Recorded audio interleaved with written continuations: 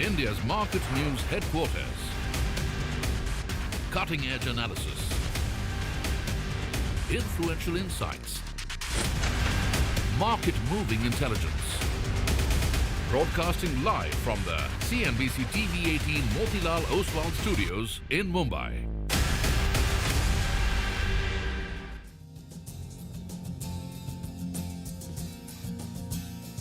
Good morning. You're with us here on a fresh new edition of Bazaar Morning Call. It's a Thursday morning. We're coming out of a market holiday, stock market holiday.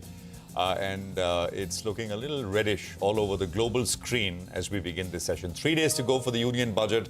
I mean, it's a busy time for markets. I'm Prashant. With me, my colleague Sonia and Nigel. Guys, hi, good morning. Hi, good morning, Prashant. Good morning, Nigel. You have the union budget on Tuesday, but before that, you have so much happening. There's Infosys earnings today, there's Reliance earnings tomorrow, and a whole host of them to react to. So we have our hands full. Well, I think the next 2 days belongs to results, and if I got that number correct, on the Nifty, 35% of the Nifty will be reacting to numbers in the next two sessions. That is, reacting to yesterday's results and preparing yourself for the weekend as well. But what a rainy morning here in Mumbai. Actually, I was a little scared yesterday because it didn't rain yesterday, really. And I thought, well, are the rains behind us? And it needs to rain. I mean, I think the lakes are about 35% full, the water supply. So it needs to rain. So it's good. But it's raining. I mean, for those who are navigating traffic, so etc. Just when you start worrying about the water cut is when it starts raining. So that's a good thing. But what a splendid session, Prashant, yesterday with Chris Wood. I mean, a lot of insights out there. No, absolutely. I think it was a market holiday, morning well spent.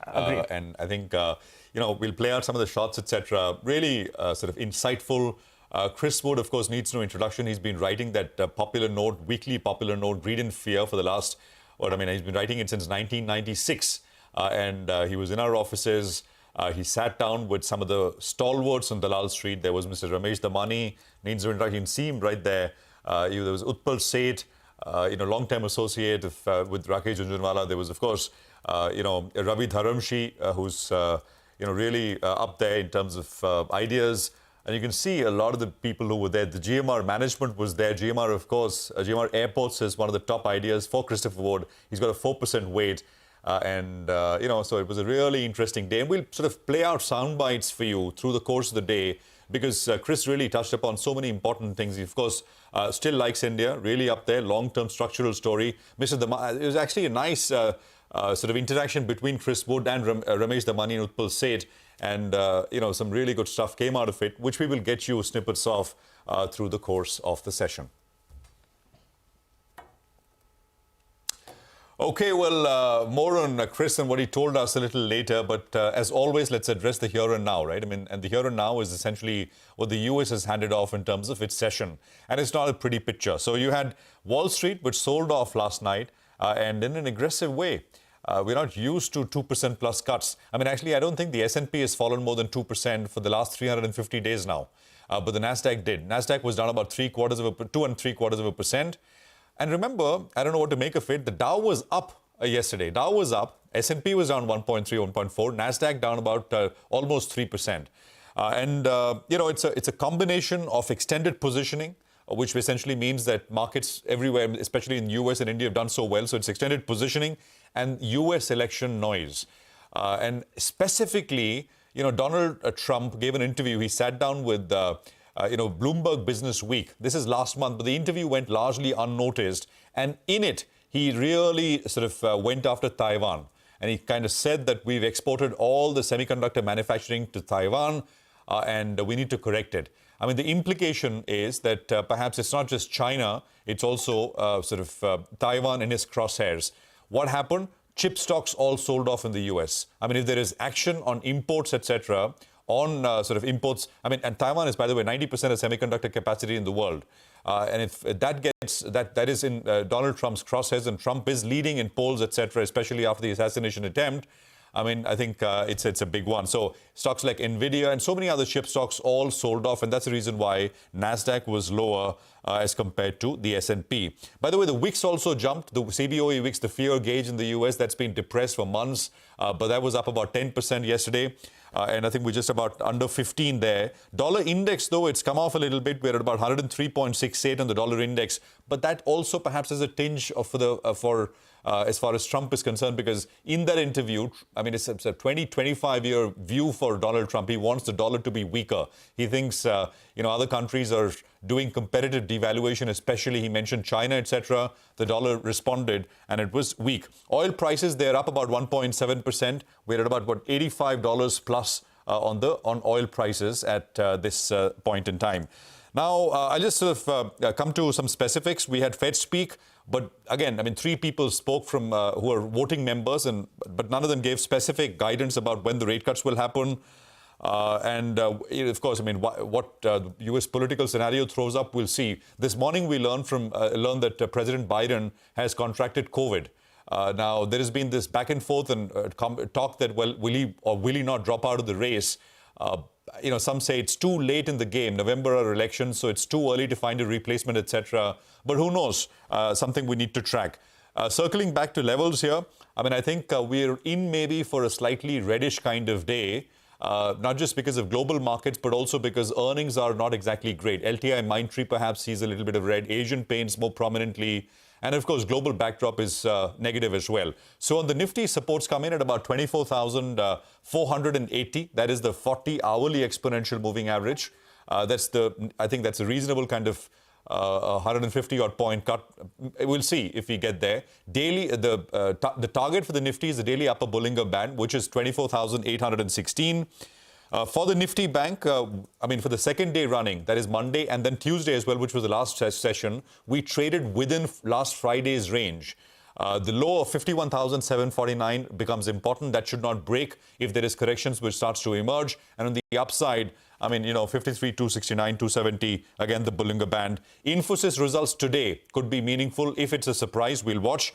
And all eyes, of course, on the union budget, which is just 3 days away. So a lot of chatter around it, once again, will emerge. GIFT Nifty on your screen.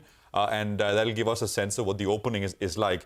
4.5 odd points. I mean, I think we'd be very, very lucky if we get away with that and if we sustain that. Because the cues are looking a little negative this morning. Sonia. They are, but it was largely mixed, right, across the globe. While the Nasdaq was under pressure, the Dow is something that held on. So let's see how that shapes up. For now, the street is not taking it too negatively at this point in time. But yes, the Nasdaq was down 512 points overnight, and this is the biggest loss that we've seen on the index. It's the worst day since 2022. So the market definitely is going to see a bit of a brunt because of that. Now, in terms of stocks to watch, I think Asian paints will also be top of mind because of the weak set of numbers that the company reported. The margins have come in at a multi-quarter low, and Asian paints has been underperforming the street for a while. So, there will be that disappointment on the stock for sure. Today, apart from Infosys, Polycab will be reporting its numbers, and last quarter was very strong for Polycab. Remember, this has been one stock that has come back onto investors' radar in a big way. It's been a multi-bagger for so many years. And Polycab is expected to see a very strong top-line growth this time of over 20%.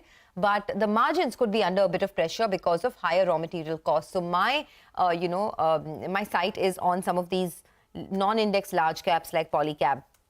Reliance comes out with earnings tomorrow, and then you have the union budget on the 23rd. So lots of action to track. But this morning looks like the GIFT Nifty is suggesting that it'll be a very, very quiet opening. But let's see if we can get away with a cut. I think the street would like that. Well, that's right. A flat start is what we are bracing for. But budget next week. But I think the next 2 sessions belong to earnings because we have a lot of earnings that are going to be coming out. And that's why, in fact, earnings take center stage for the next 2 sessions. We have close to 35% of the Nifty constituents that will be coming out with its set of numbers. A couple of numbers came out yesterday, so those stocks will react today. You have big boy Infosys that comes out with its set of numbers today itself.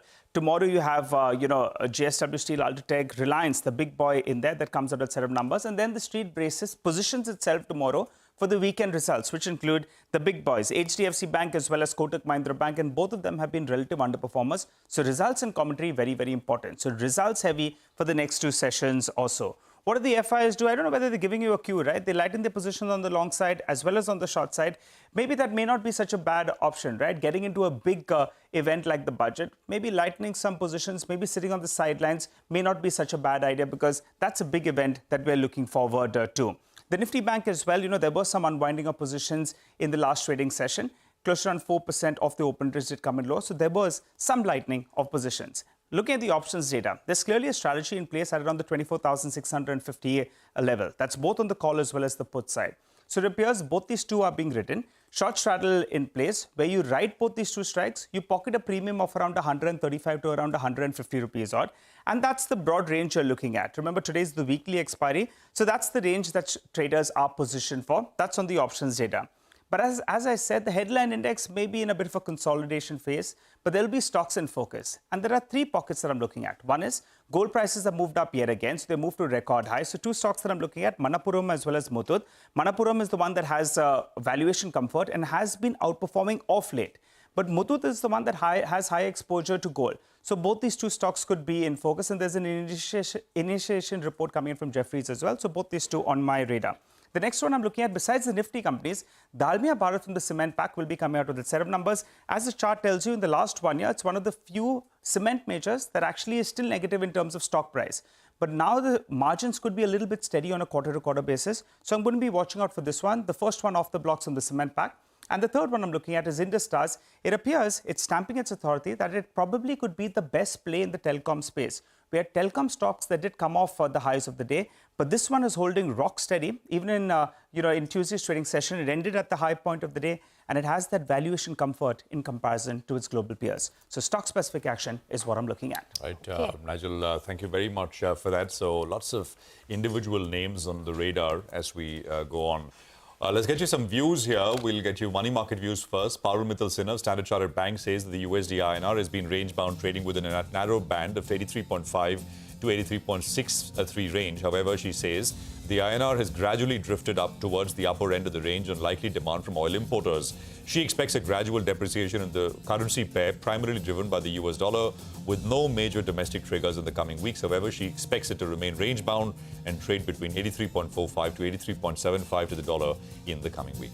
And on the bonds, Parul Mittal says bond yields moved lower this week, with overnight index swap outperforming, likely driven by market positioning and lower global rates. Post is softer than expected US CPI. She says markets are closely watching the union budget presentation on the 23rd of July. She expects the centre to stick to its stated fiscal consolidation path with FY25 fiscal deficit target of 5.1% of GDP. She also expects the 10-year benchmark bond yield to trade in a range of 6.9 to 7% in the coming days.